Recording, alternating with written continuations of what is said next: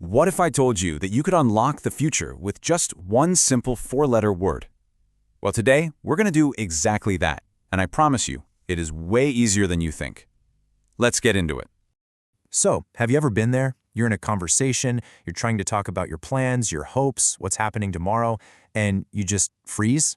Yeah, don't worry, we have all been there. Talking about the future in English can feel super tricky, but it really doesn't have to be. Because today we are going to meet your new best friend for talking about the future, the word will. Seriously, think of it as your simple, reliable key to unlock all of that future tense confusion.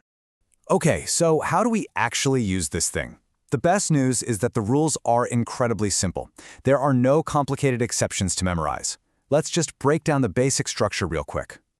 And look how beautifully simple this is. To make a positive statement, it's just your subject, the word will, and then the verb, I will work. For a negative, you just pop in the word not. She will not work. And if you want to ask a question, just move will to the very front. Will they work? And you know the absolute best part? Will never ever changes. It's the same for I, you, he, she, they, everybody. It's fantastic. Now here's a pro tip if you want to sound really natural when you're speaking.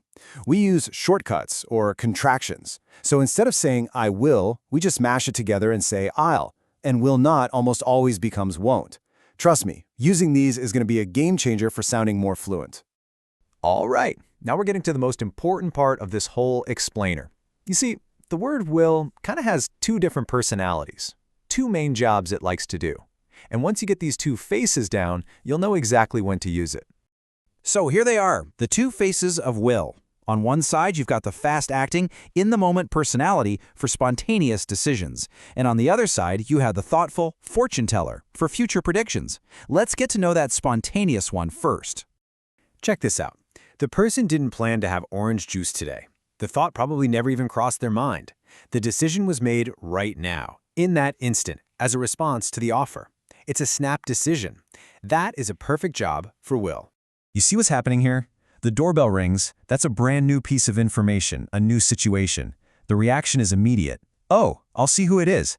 This wasn't planned 5 minutes ago. It's a spontaneous reaction to something that just happened. And here's one more. Someone says what they're doing, and boom, the other person instantly decides to join in. I'll come with you.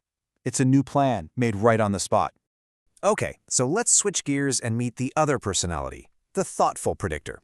This is the will we use when we're guessing or talking about our hopes for the future, and you'll often find it hanging out with clue words like these: think, hope, probably, perhaps. See, this isn't a decision. It's a hope. This person is just looking way out into the future and saying what they wish would happen.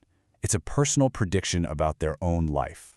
And here, with the negative won't, the speaker is just making a guess about their future. That word probably is a massive clue, right? This isn't a fact, it's just their gut feeling about what's likely to happen down the road. Okay, theory time is over. You've met the two faces of will. Now it's your turn to put this into action. Let's see how it actually works out there in the wild with a couple of quick little challenges. All right, imagine this. Your friend tells you they're broke. You feel bad for them, and right there on the spot, you decide to help. What do you say using will? Yes, I'll lend you some. It's a spontaneous offer, made in the moment. You didn't plan to do it, you just did. That is a perfect use of our first personality of will. Okay, next one. It's been a long day, you are just wiped out. A little thought pops into your head, it's a sudden decision about what to do tonight. What's the thought?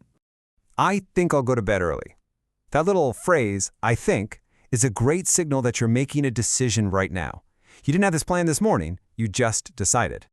Okay, time to switch hats. Let's get back to our predictor personality. I want you to imagine you're 18 again. You're thinking about your life a decade from now. What's a hope, or maybe just a guess you might make? Perhaps I'll have a good job. See that word, perhaps? That tells us it isn't a firm plan, it's just a possibility, a prediction. You could also say something like, I hope I'll be married, or maybe, I probably won't live in the same city. It's all about guessing. You guys did great. Okay, let's bring it all home and make sure we lock in what we've learned about your new willpower. So, if you remember just one thing, let it be this.